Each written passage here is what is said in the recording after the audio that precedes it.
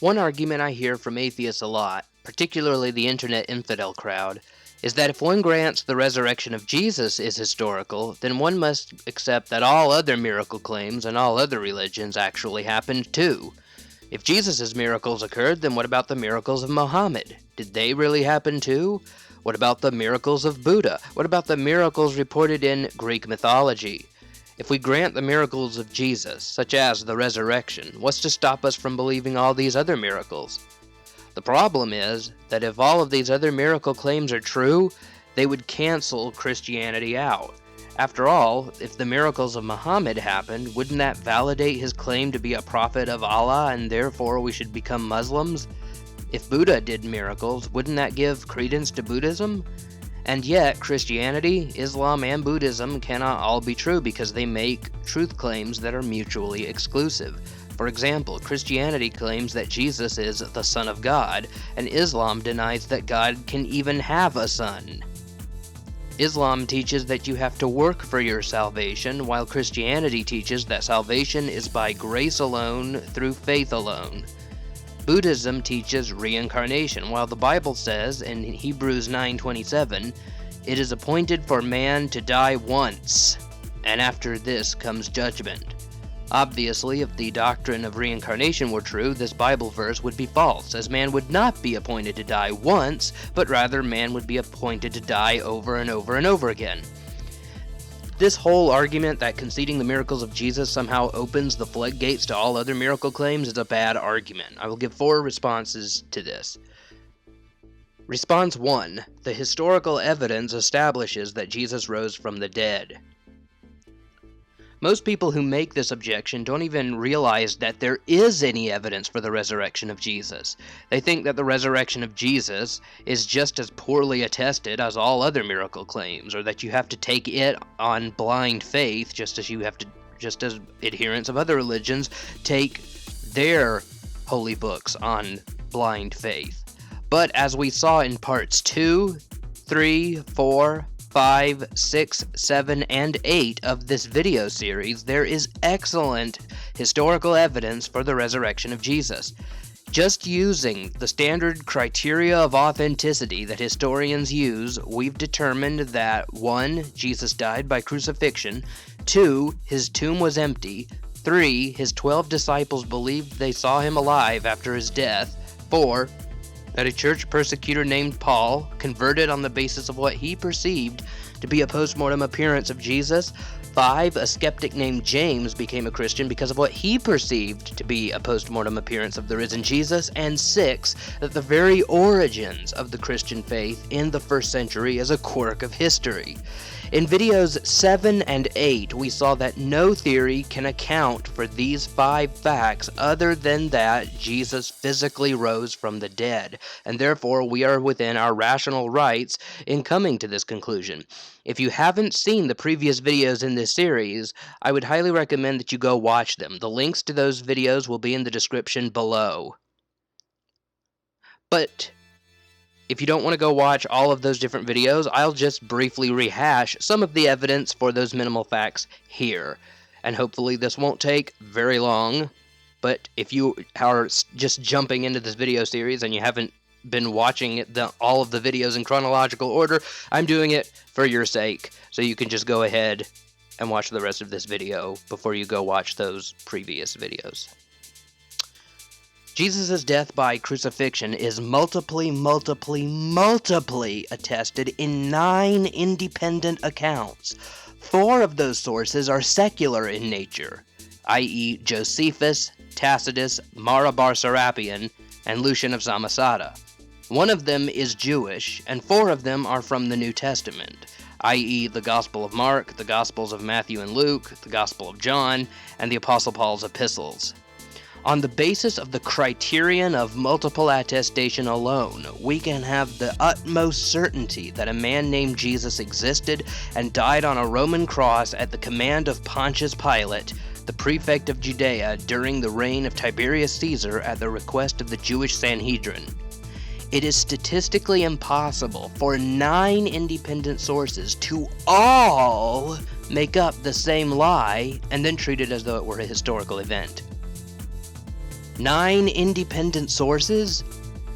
I don't have enough faith to believe that 9 independent, multiple sources would independently make up the death of Jesus by crucifixion. Moreover, we have enemy attestation to the crucifixion of Jesus, as Tacitus and Lucian of Samosata were mocking Christianity in the very same context in which they affirm the historicity of Jesus and his death on the cross.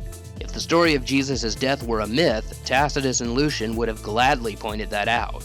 Instead, Lucian said in a nutshell, "Those silly Christians, the God they worship is a crucified criminal."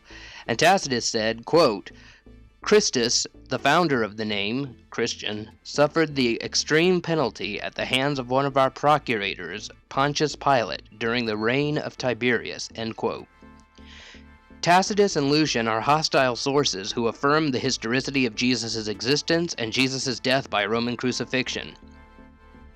Moreover, there are many details in the gospel accounts about Jesus' death that the disciples or the early church or whoever you think wrote the 4 gospels just would not make up. For example, Jesus crying out, my God, why have you forsaken me?" while he was hanging on the cross is kind of embarrassing and hard to explain, and it is unlikely that Matthew or some other person in the early church would just insert these words into the mouth of Jesus while he was hanging on the cross.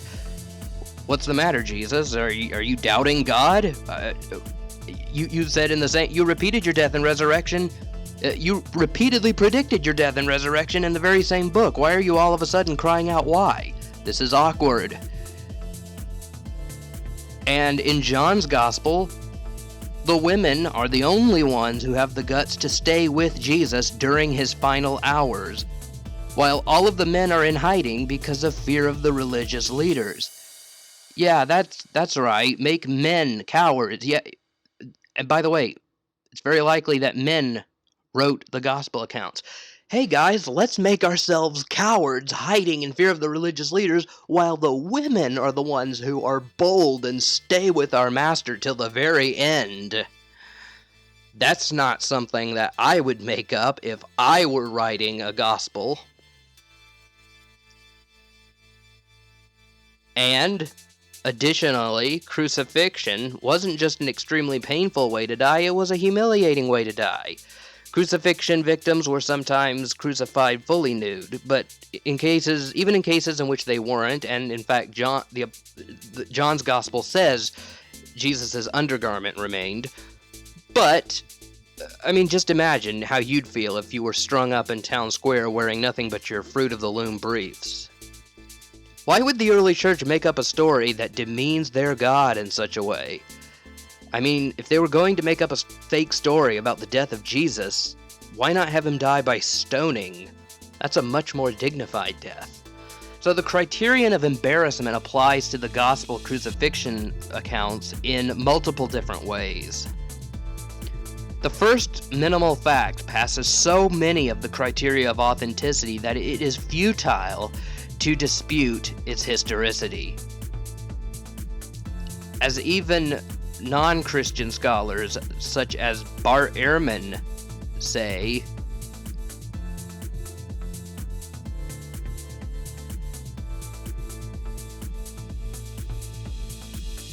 quote, "One of the most certain facts of history is that Jesus was crucified on orders of the Roman prefect of Judea, Pontius Pilate," end quote. And the highly critical scholar of the Jesus Seminar, John Dominic Crossan, writes, quote, "that he was crucified is as sure as anything historical can ever be," end quote. Like Ehrman, Crossan is not a Christian. Yet both Ehrman and Crossan agree that Jesus' death by crucifixion is a historical fact. Gerd Ludemann, an atheist historian, said, quote, "Jesus' death as a consequence of crucifixion is an indisputable fact," end quote. What about the empty tomb, the second minimal fact? Well, like the crucifixion, the empty tomb is established on multiple lines of historical evidence. The criterion of embarrassment applies to the empty tomb accounts because women were second-class citizens. They were considered to be second-class citizens back then, and their testimony was considered so worthless that, according to the Jewish historian Josephus, they weren't even permitted to serve as witnesses in a court of law.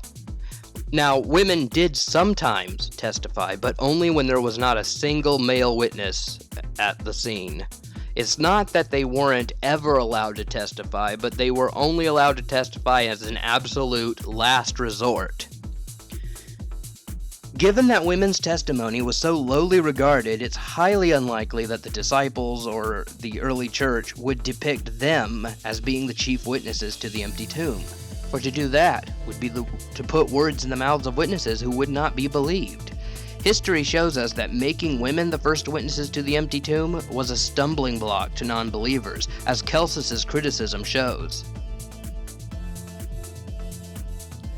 If the gospel authors were making up the story of the empty tomb, they would have made male disciples like Peter or John discover the empty tomb. The fact that it is women, rather than men, who are the chief witnesses to the empty tomb is best explained by the fact that, like it or not, the empty tomb narratives in the Gospels are true. This is just how it went down, and the Gospel writers faithfully recorded what was, for them at least, an awkward and embarrassing fact. The criterion of embarrassment gives us good reason to believe the historicity of the empty tomb narratives. The empty tomb also meets the criterion of multiple attestation, for it is recorded by Matthew, Mark, Luke, and John, and it is implied, at least, in the 1 Corinthians 15 Creed. Now again, while most scholars believe, rightly in my opinion, that Matthew and Luke drew a lot of their material from Mark, we can see that that wasn't always the case. Sometimes Matthew records things that aren't in Mark or any of the other Gospels.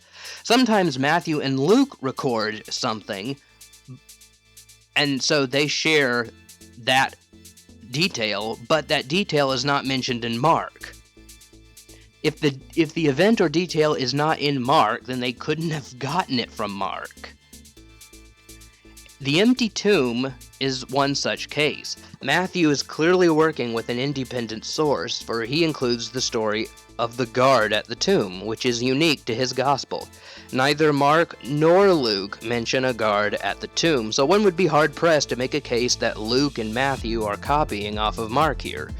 Luke also has an independent source because he tells the story of two disciples visiting the tomb to check out Mary Magdalene's report. This is not found in Mark or Matthew. And again, as I've said before in this video series, everyone agrees that the Gospel of John is independent from all of the synoptics, just given how vastly different it is from the other three.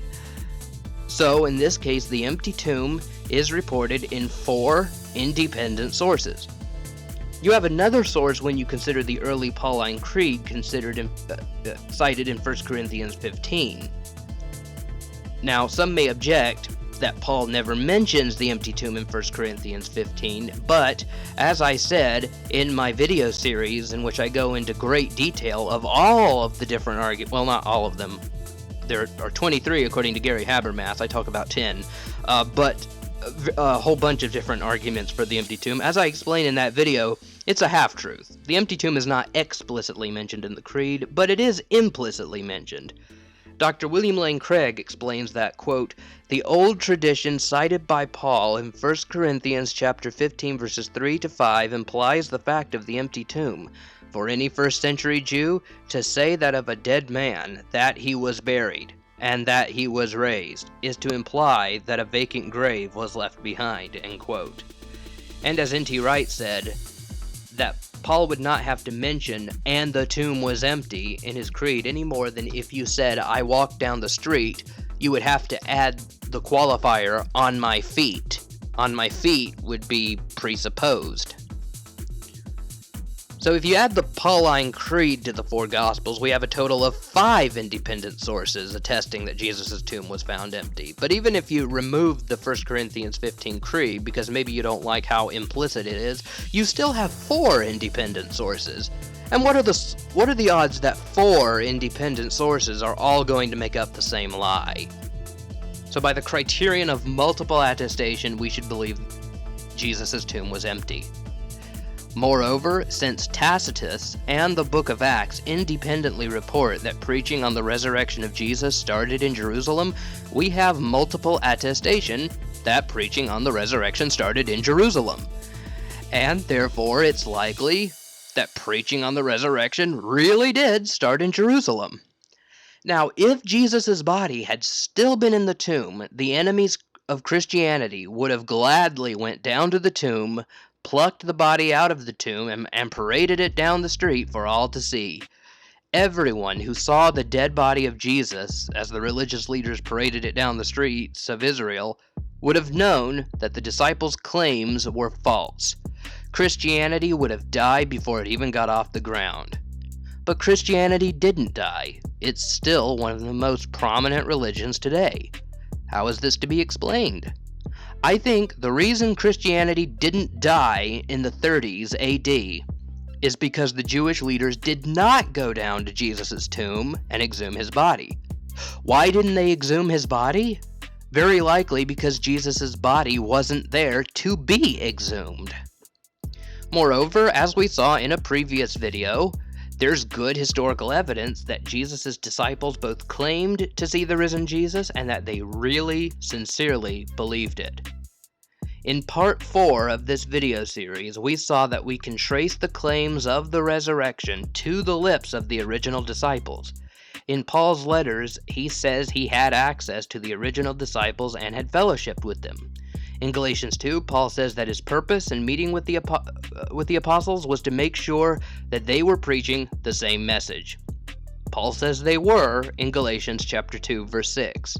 In 1 Corinthians 15:11, Paul essentially says that it doesn't matter whether you talk to the 12 disciples or him, they preach the same message. So if you go to the disciples or if you go to him, you're going to hear the same thing. Moreover, the early church fathers Tertullian and Irenaeus attest that the church fathers Polycarp and Clement were students of the Apostle John and that they knew several other apostles as well. This is significant because Polycarp and Clement say that the original disciples were claiming that Jesus rose from the dead and appeared to them. Since they knew and fellowshipped with Jesus' 12 disciples, they would certainly be in the position to know what the disciples believed.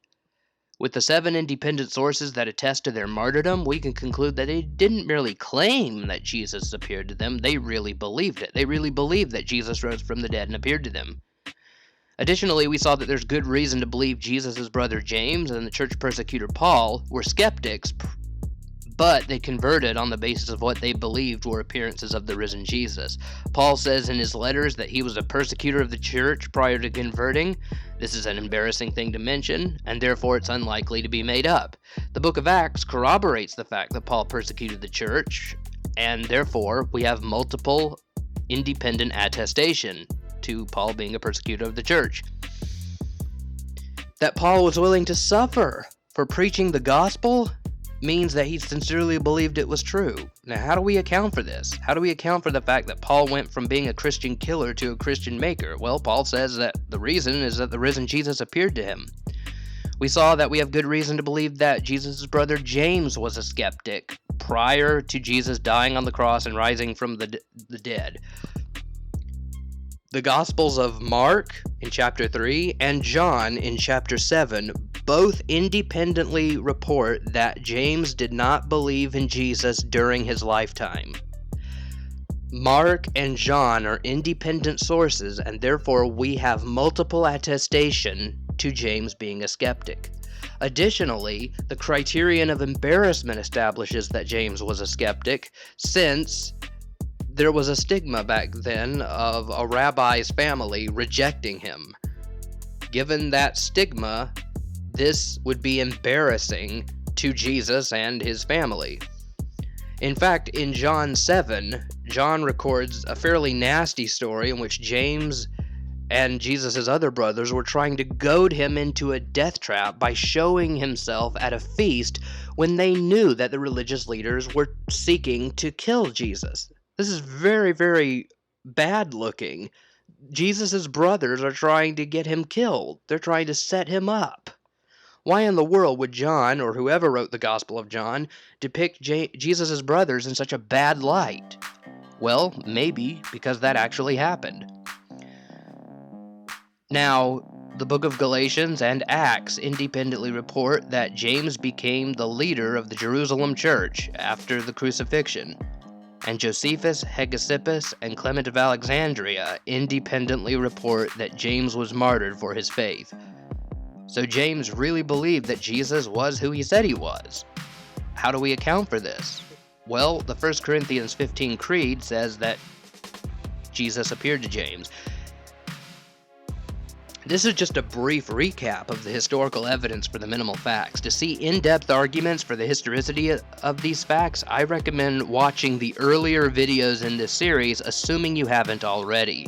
Again, the links to all of the previous videos in this series will be in the description below. So just go to that little text box below the video and click on one of the links. I recommend starting with the introduction and going through them in chronological order. I made this video series to be sort of like a free online course for the evidence for the resurrection of Jesus. Now, here's the point. The resurrection of Jesus is very well attested, but this is not the case for other miracle claims in other religions. For example, the miracles of Muhammad are recorded in the Hadith. They're not in the Quran, they're in the Hadith. And the Hadith were evaluated and gathered into large collections during the 8th and 9th centuries. The 8th and 9th centuries. Do you know when Muhammad lived? In the 6th century. The Hadith was formed hundreds of years after the death of Muhammad. After the end of the Rashidun Caliphate, over 1,000 kilometers, or 620 miles, from where Muhammad lived. The New Testament records, by contrast, all date within the 1st century. All New Testament scholars are in agreement on this. Even the most skeptical liberal scholars date them all to within the 1st century. Now, between conservative evangelical scholars and liberal non-Christian scholars, there is a debate on the dating of the Gospels, but the debate is what decade they were written, not what century they were written. Conservatives, such as Craig Blomberg, would place the Gospels with being written within 50 AD and 60 AD. And with Paul's epistles being written in the 50s prior to his martyrdom at the hands of Nero. Now, more liberal scholars, like Bart Ehrman, would date the Gospels and Acts between 70 and 90 AD. But all of the liberals also agree that Paul's epistles were written by Paul in the 50s, most of them at least, with the exception of the pastoral epistles like 1st and 2nd Timothy. So, as you can see, there's a massive difference in the evidential value between the sources that record Jesus' miracles and the source, singular, that records Muhammad's miracles. The Gospels date only decades after Jesus. The Hadith dates centuries after Muhammad. The miracles of Muhammad could very well have been legends. I mean, that's very plausible since they were written so long after he lived. Well, what about Buddha? Well, the events of Buddha's life were not recorded until many hundreds of years after he lived. Again, with Jesus, you have a maximum of 7 decades, and with Buddha, you have centuries. There's no contest. Buddha's miracles could very well be legends. So as you can see, each miracle claim has to be examined on an individual case-by-case basis. Response 2. If Christianity is true, we need not necessarily explain away or reject other miracle claims. If the Christian worldview is true, and we've seen good evidence throughout this series to believe that it is, then we should expect to find some other miracle claims in other cultures at different points in time. In the Old Testament, God acted supernaturally among unbelievers, such as healing Naaman's leprosy in 2 Kings 5, although Naaman did not stay an unbeliever. According to the Bible, demons can perform actual supernatural wonders or counterfeit miracles intended to confound people, such as the Magi of Pharaoh in Exodus chapter 7-8, and the fortune teller who harassed the Apostle Paul in Acts chapter 16 verses 16-18, for examples. Indeed, while most Christians aren't aware of this, and according to some sarcastic memes, even some atheists are not aware of this, the Bible does not actually teach monotheism. It teaches monolatry. Now what's the difference? Well, monotheism says there's only one God who exists. Monolatry says there are many gods, but there's one supreme God that rules over all of them, and you have a moral obligation to worship that one God and abstain from all other gods. The Bible teaches that the gods of the pagan nations are real. They are fallen members of Yahweh's divine council. Yahweh allotted these divine beings to the 70 nations at the Babel event. See Deuteronomy chapter 32 verse 8, Genesis 11, and Deuteronomy chapter 4 verse 17. And the pagans worshipped these beings instead of Yahweh. They ruled the nations corruptly, and as we see in Psalm chapter 82, Yahweh will judge them for what they have done. It is beyond the scope of this video to get into this neglected teaching of the Bible, but go check out Michael Heiser's 2-part video series, The Gods of the Bible, for more information. I also think you would really benefit from reading his book, The Unseen Realm, Recovering the Supernatural Worldview of the Bible. I also talk about this in my paper, Genesis 10-11, The Tower of Babel, The Fall of the Gods, and the Divine Council Worldview, which you can read on my website, www.cerebralfaith.net. And by the way, Inspiring Philosophy has some pretty good videos on this on his YouTube channel, and I highly recommend that you go check those out. His monotheism series is really, really good.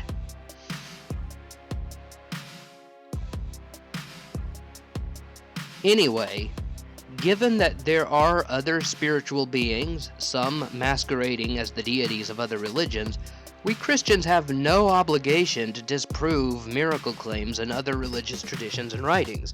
Some of these so-called miracles may have occurred. They may have been caused by these lesser Elohim. In fact, I've sometimes conjectured whether an actual angel appeared to Muhammad, and whether 2 angels really did appear to Joseph Smith, but they were fallen angels. This would be plausible in light of the fact that the Bible says that Satan can disguise himself as an angel of light. See 2 Corinthians chapter 11 verse 14. If the Bible is correct that demons exist and wander the earth looking for souls to devour, see 1 Peter chapter 5 verse 8, then it isn't a wonder that every culture throughout human history has had a belief in evil spirits. Response 3. Miracle claims in other religions can usually be explained by a naturalistic theory. Oftentimes, these supposed miracles can be explained by a natural explanation. For example, as I already said, legendary embellishment can account for the miracles of Muhammad and Buddha.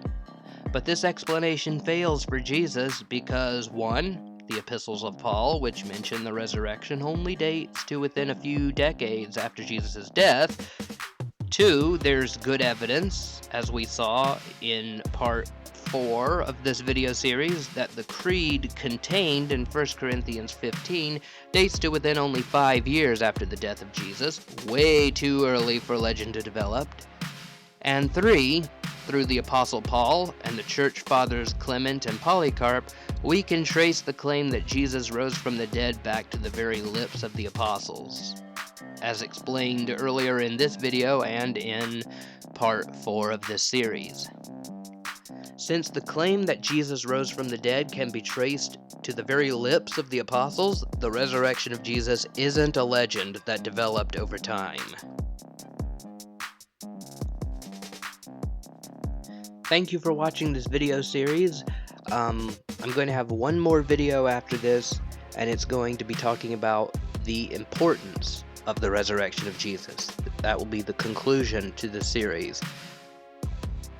I will talk about the epistemological implications of Jesus' resurrection, that if you get the resurrection of Jesus, you get the entire Christian worldview thrown in.